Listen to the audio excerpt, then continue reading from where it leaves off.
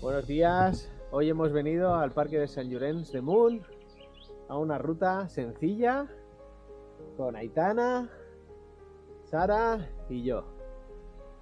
Bueno, a ver qué tal se nos da.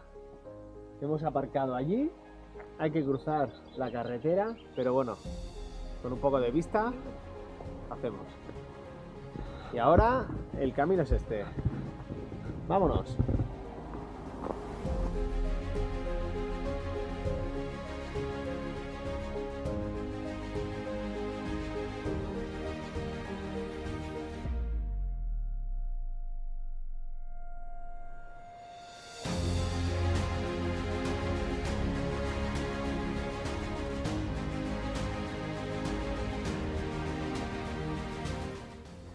Bueno, ¿qué tal?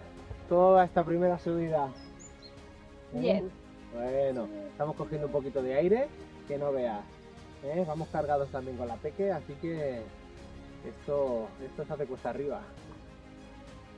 Ya empieza a salir un poquito el sol porque estaba muy nublado. Pero la verdad que pasar por aquí estaba súper húmedo y nos íbamos refrescando con las gotas que había en los árboles y en las plantas. Y muy bien, de momento. Nos vemos un poquito más arriba, ¿vale?